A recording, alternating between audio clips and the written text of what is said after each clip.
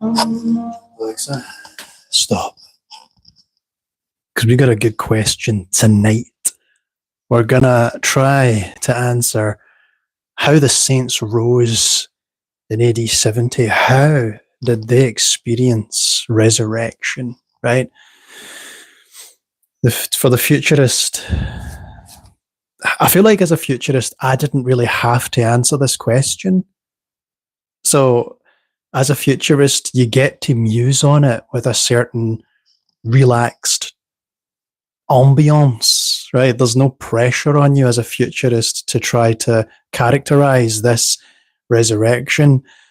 You might suggest the earth explodes in the graveyards and people jump out of their coffins and, modified glorious bodies, or the scattered ashes of our ancestors molecularly readjoin together and are supercharged. You might imagine a scene from the Highlander franchise whenever there's a sword fight and someone wins one of the fights and electricity everywhere. You have the luxury, the creative license afforded you as a futurist because, well, it hasn't happened, has it? So, it could happen in any way. However, there is much more of a burden upon me as a preterist to explain. I'm not saying this is a bad thing, by the way. I'm just saying it like it is. I'm just speaking the truth. There's a onus upon me to describe how this played out. And I think what we will see as we answer this question is that perhaps we have been laden with assumptions and presumptions that mischaracterize the nature of the resurrection, and that maybe we will be surprised to find out the true nature of it. Perhaps not, but we'll find out tonight as we have a look at our whiteboard. We have several tiles. Indeed, we have 7. And first, we're going to take a little trip over to this side of the board. There's a lot of discussion in the chat about which side of the board is my favorite.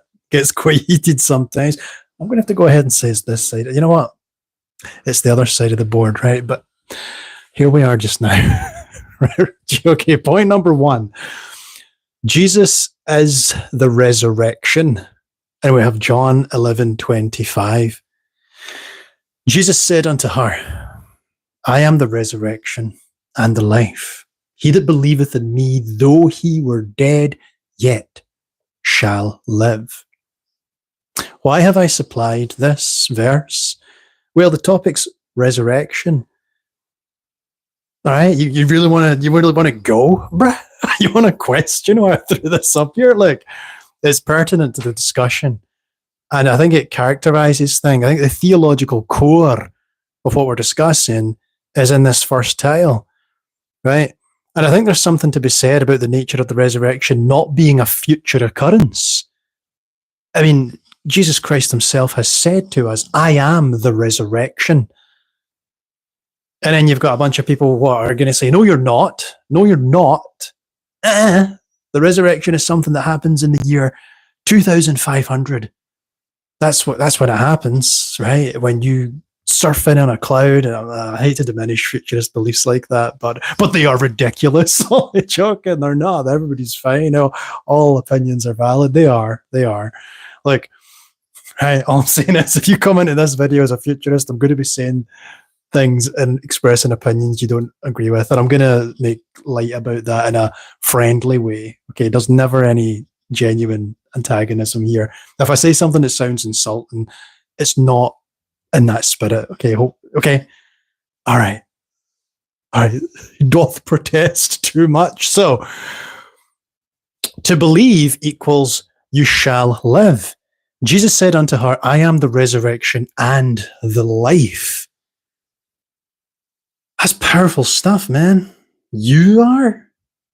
Isn't the resurrection an event? Isn't the resurrection a thing that happens? How can you say you are the resurrection? Isn't the resurrection like when Eric, what's the guy's name? Banner I mix up the actor who played him in the first film with the guy who is the Hulk. But in the storyline of the Hulk, there's a guy called Banner who gets involved in a gamma radiation accident and it transforms his body into the Incredible Hulk. Isn't that the resurrection? Aren't we supposed to transform into superheroes? So how can you, Jesus Christ, say that you're the resurrection? Now, the reason I do that, the reason I'm speaking like this is because I haven't had enough water today. No, it's because I want to highlight how divorced and how wide the chasm is between what the scriptures say and what the beliefs are 2,000 years later. Do you think we went a little off-road on this one? You know, talking about the potholes a few weeks ago. Oh gosh, this is definitely the way. This is the way, guys. It's not. It's not, right? We went astray, guys. We started ad-libbing like 1,700, 1,880 years ago. We just went off piste. We went off kilter, guys. We went ski whiff, guys. Things have become catawampus as we approach the second tile. Already passed from death to life. Oh. John 5:24 says, Verily, verily, I say unto you, he that heareth my word and believeth on him that sent me hath everlasting life, and shall not come into condemnation, but is passed from death unto life. What? What? Jesus. Don't you really, don't you understand? The resurrection is something that happens in the future. Happens in the year 2500, or indeed, it happens in the year 70 AD, or AD70, depending if you like the academic way or the casual way. But this is during the lifetime, this is during the ministry of Jesus, right? His first incarnation into the world here, his ministry, Jesus of Nazareth. He that believeth hath everlasting life. Like a present possessive, you have it. And you have passed from death to life. Is this some kind of superlative language? Is Christ being hyperbolic? Is this the already but not yet? Like, what? Guys, we're painting a picture here. But I think we're going to answer the questions we're asking. I don't want you to think, he's going to leave us with lots of unresolved questions. No, I'm going to start giving answers, wild answers. People will be dissecting this video for years. The one where he finally lost it. No, I'm going to give some conclusive responses. But that is interesting. Jesus Christ says, I am the resurrection, and that he that believeth in me shall live. Interesting language with a shall, right? But then over here, Christ is saying that you've already passed from death to life. If you believe, you have the everlasting life. Okay, all right. So what about 3, this tile up here? It says, a resurrection still appointed to come. This is the point we're talking about. Because even for me, as a full preterist, there's this idea of a resurrection to come, right? Surely it's not something happening during Christ's ministry. Maybe Jesus is just kind of going off script in some cases, and he's speaking in a allegorical or metaphorical or hyperbolic way, and it's our job to try and discern exactly what's being said. That's reasonable. That's reasonable. So John 5:28-29 says, the hour is coming in which all that are in the graves shall hear his voice and shall come forth. All right. So what is that? Jesus, you've said you're the resurrection. And then you've said that the people who believe have already passed from death to life. They hath everlasting life and shall not come into condemnation. This passed from death unto life. But over here, you're saying the hour is coming, not present, but the hour is coming. Although he does say in another place, the hour is coming and now is, right? He does use that language. But the hour is coming in which all that are in the graves shall hear his voice and shall come forth. So I've given the example before when I spoke about the little season and the 1,000 years and stuff, that some of the text offers a snapshot, whereas some of the text gives you insight into the first and second resurrection spoken of in the book of Revelation. So the first resurrection is that which is being participated in during Christ's ministry, the people who have passed from death to life and don't have condemnation coming upon them. Whereas the corporate covenantal event at the end is the kind of like, it's like a snapshot of like the resurrection. I go into more detail on that. It's a lot cooler if you watch the video I did on it. But I say that this is a reference to a corporate event, okay? This is one that involves the corporate body, and that the hour is coming. Well, that hour speaks to that corporate event, because it does say in which all that are in the graves, right? So that unity, that allness is speaking more of an ultimate fulfillment. That's a little frayed, right? That's a frayed piece of fabric that I've just offered you there. I don't know if that'll hold, but there's something about that I've said that makes sense. Oh, do you really think so, Willie T? Yes, I do. That made a lot of sense. Great. So we move on to the next one. Is tile 4. We'll come back to this one, right? We'll build it up. Tile 4 is the thief on the cross.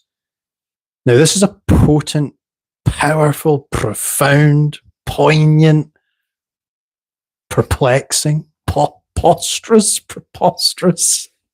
piece of prose. Right, okay, so I don't know why I'm doing that, but it's Luke 23:43, and it says, "Verily I say unto thee, today thou shalt be with me in paradise." So they're talking of a immediate union and this resurrection fellowship, which is being extended to the thief. And I find this incredibly interesting, that this thief should be given this invitation. You will join me in paradise this day. Today thou shalt be with me in paradise. Has the thief on the cross just experienced resurrection? What do you think? He didn't change into a glorious physical body. It wasn't really seen. He's dying on a cross. But Jesus has said that you will be with me in paradise this day. But that can only happen if that which is dead is now alive. And what's the name for that process? It's resurrection. So that's what the resurrection looks like. It looks like a guy dying an agonizing death on a cross, looking for some kind of redemption, some kind of forgiveness and reconciliation. And God's saying, yes, you seek that which I want for you, forgiveness. I want to forgive you. I want to redeem you. And you've sought that out, even at such a desperate time. Is that what resurrection is? I find that quite profound to consider. What does this inform us over here, right? Number 5, tile 5, Paul's longing, I call it.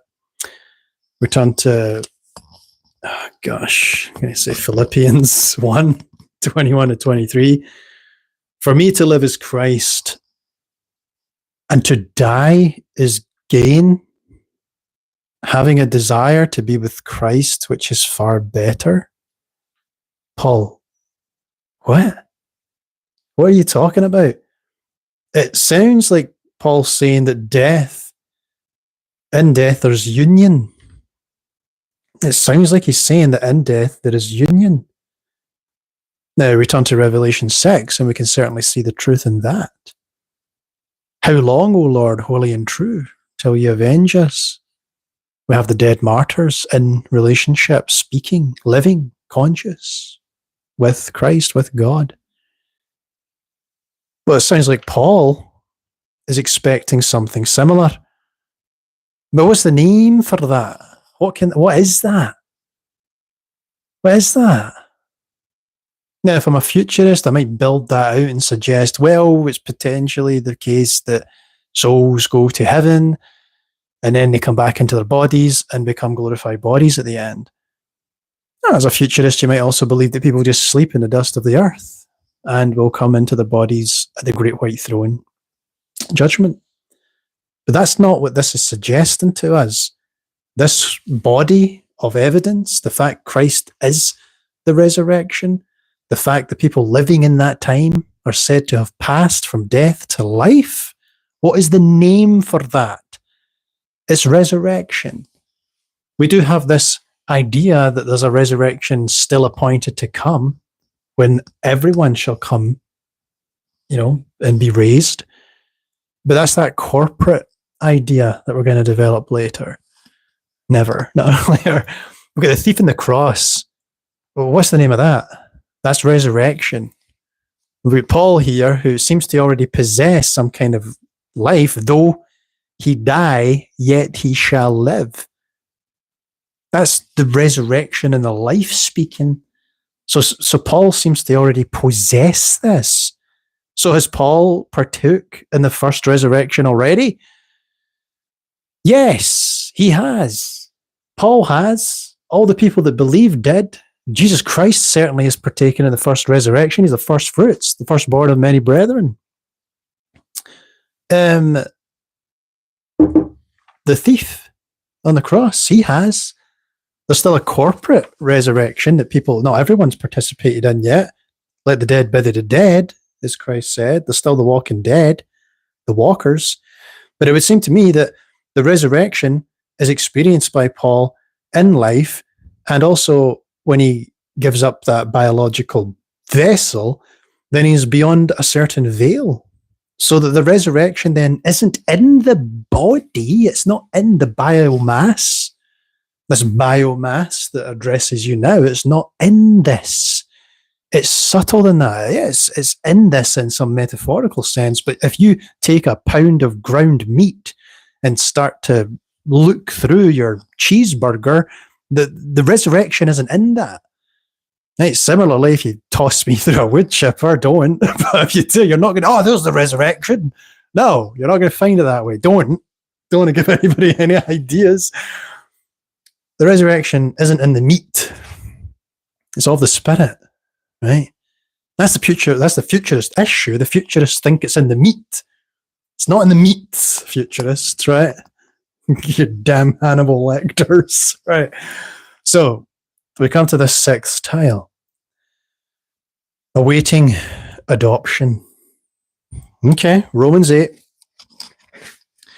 Waiting for the adoption, to wit, the redemption of our body. So what is that? What is that talking about? The redemption of our body, right? Well, the futurist has a very clear idea on this. It's the redemption of the body. Because that's what the whole of Israel's history is about, right? It's about the redemption of the body, right? It's the redemption of this, the redemption of these cheeks, right? That's what the whole story of Israel's about. It's about the redemption of our physical bodies. Isn't that obvious? Of course, I'm being facetious. Not that you wouldn't have guessed that. I think I'm being a little bit pretentious tonight, but still, I had a coffee or something. But there we go. Romans 8:29. It seems to be suggesting to me that there is some kind of importance to the body, but what is the body? What's the body being spoken about here? Is it the physical body? Well, that's one level. One level you could look at this. But I think that's a very shallow level. I think that's quite a unsophisticated level of analysis.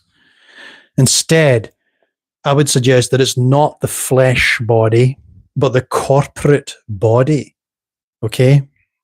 If I read the text again, waiting for the adoption, to wit, the redemption of the body.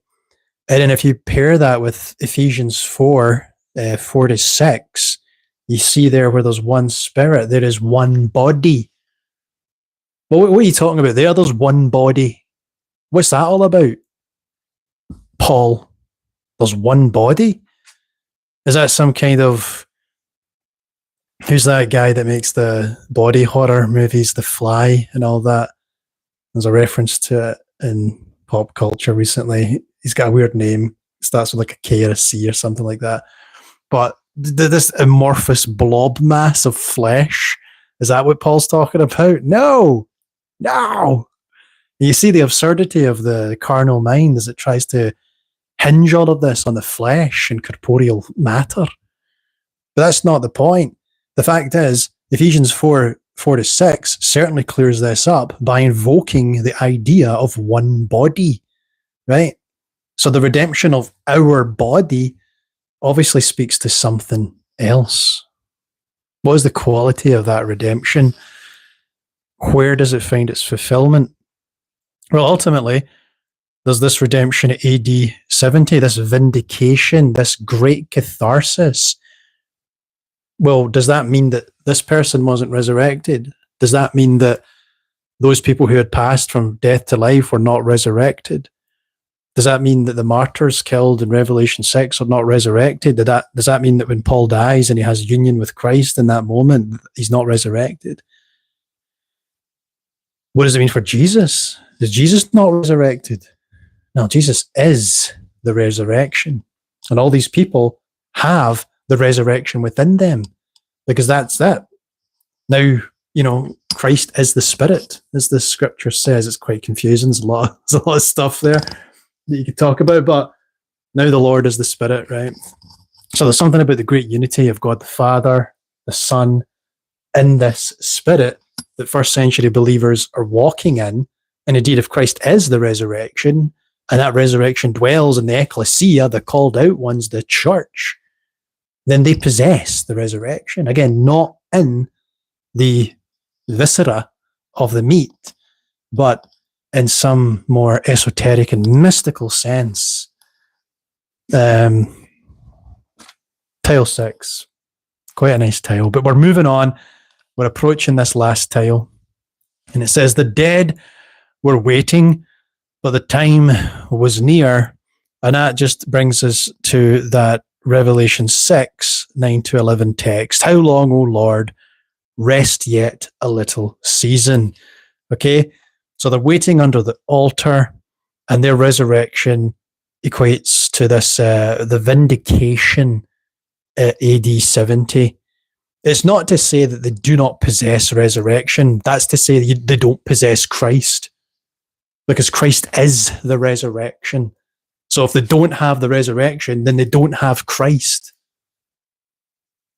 I should have led with that. That should have been my opening gambit instead of that nonsense.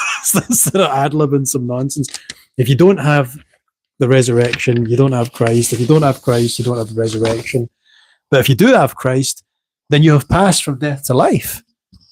Okay, so we are coming at an answer here, right? We're about to give a declarative, clear answer.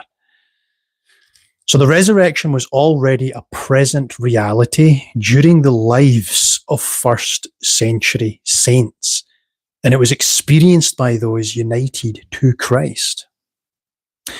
But the AD 70 event was the appointed time of the vindication of the saints. AD 70 was the appointed time for the final break from the old covenant system. AD 70 was the appointed time of the corporate resurrection into the new covenant, right? So all this resurrection that's going on, which I would say is happening during the 1,000-year reign, right? If that sounds controversial, go and see the videos from last week. All this is happening during the 1,000-year reign, during that old covenant shadow economy passing away.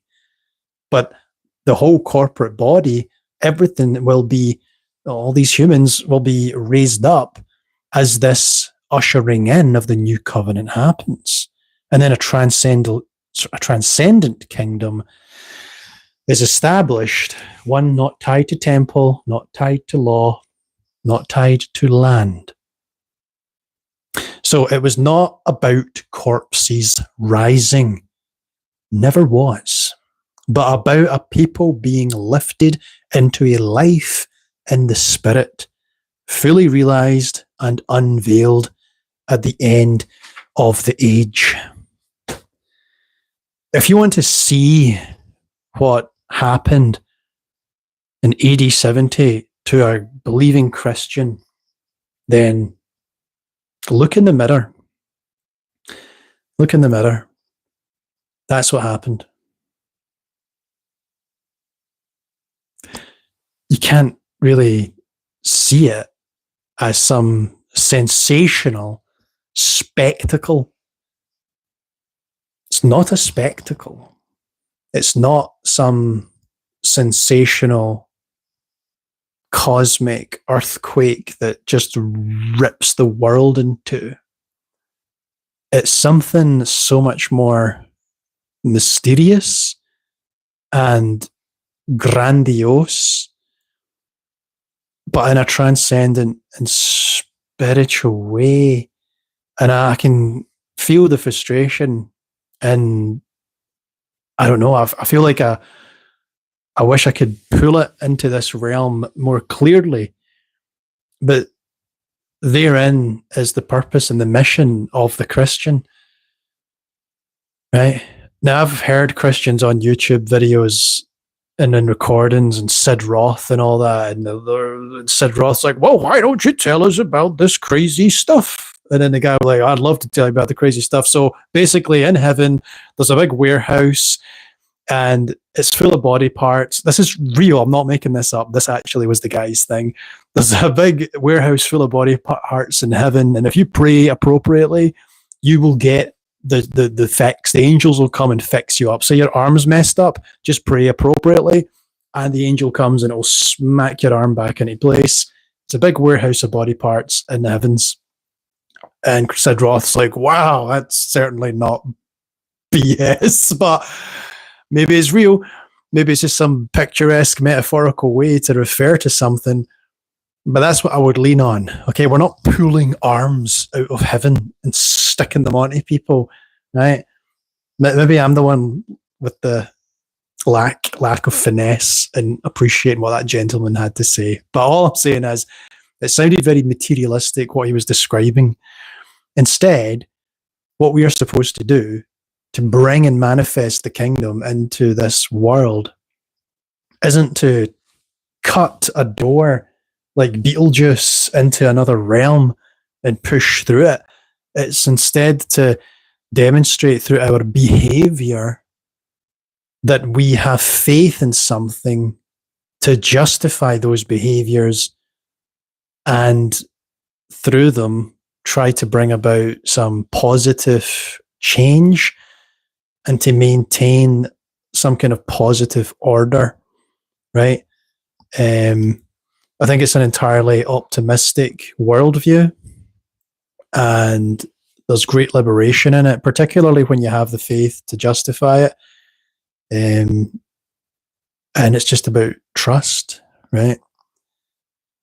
And it's kind of cyclical in a way. Like, if you have that sustaining faith to operate in the spirit, sometimes I just lose myself to all this language, right? I could just boil it down to say, they did things, as we'd say in Scotland, right? Just do good things, do good things. And as you do good things, good stuff will happen. Just do good stuff and good stuff will happen. Do good stuff and good stuff will happen.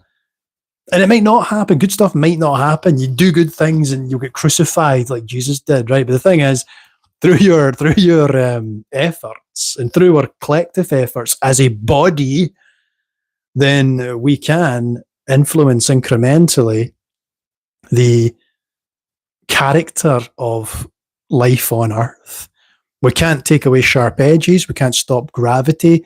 We can't take away free will. There's always going to be conflict. We discussed that last night. But we can instigate something of change, and we can do it with the confidence of Christ, who says, I am the resurrection and the life. And you better believe that you have that too. You are a Christian. You follow the teachings of Christ. Indeed, you are a resurrection. And you get to met that out. You get to demonstrate that to the world. And that's quite wonderful. Scene. Okay, that's me dealt with that question. I don't have anything else to add. How the saints rose. Let's have a little look at the chat. Let's have a look at the chat. Here we go. There we go, Grady. Hola. Frankie says, that made a lot of sense. Yes, salvation and life. I'm really starting to think that resurrection just means salvation. Being transformed in the twinkling of an eye could also mean salvation. You know, Frankie, that is quite intuitive. All these things go together. The resurrection, the second coming, the vindication.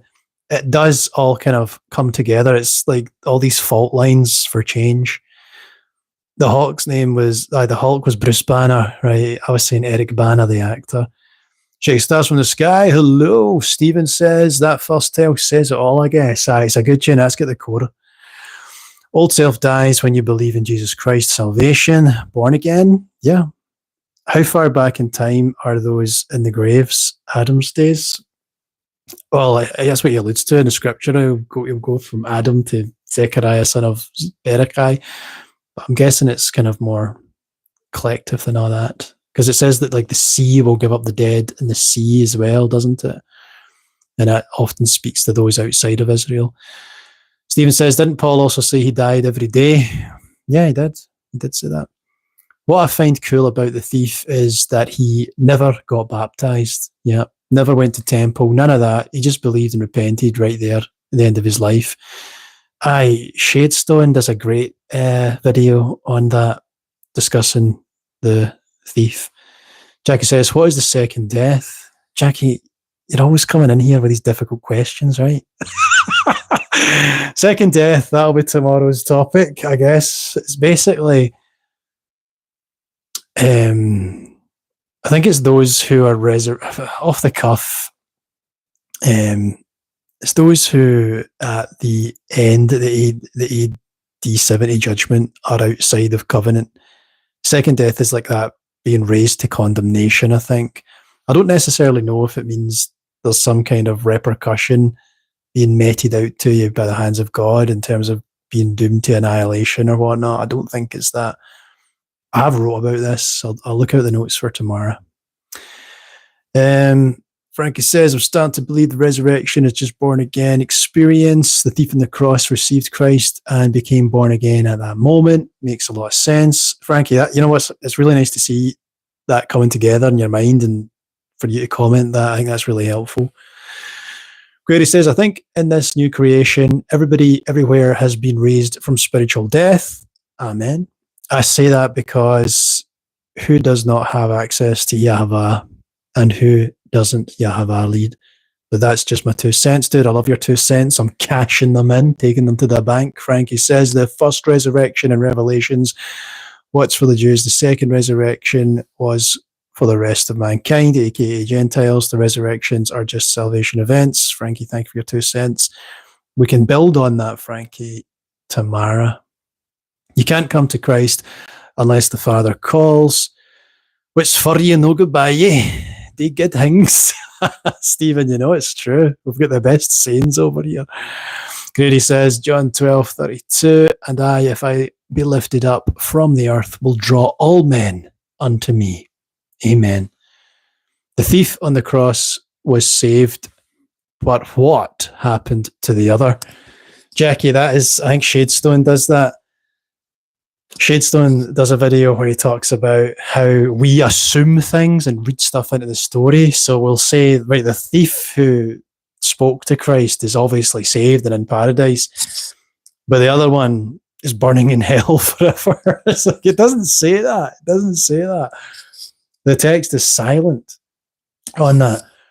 If I was to guess, I would say that the thief who's not mentioned may have been unreceptive or just uninterested in that moment, right? He had a lot of stuff going on at that point in his life and he just wasn't into it. And he would have died under the old covenant without the Savior, so to speak. What does that mean? I don't think it means he's condemned forever. I don't think it means that at all. I think it just means that he wouldn't enjoy the fruits of the first resurrection, and instead he would be part of that, the earth and the sea and Hades giving up its dead. He would be part of that general kind of corporate resurrection kind of thing. But that's it. I think we've covered a lot of good ground here tonight. Aye, that sounds good to me. That sounds good to me. Guys, thank you so much for joining me tonight. It's been a great question. I absolutely love this question. Please, by all means, if you've got another question, throw it into the chat, put it in the comments later. I like the idea of dealing with the resurrections and the first death and the second death. I'm not sure I've touched on those in a little while. I'm going to get into them tomorrow. That'll be good. Right, guys, have a splendid night. River, good to see you. All the best, guys. God bless. And I'll speak to you again soon.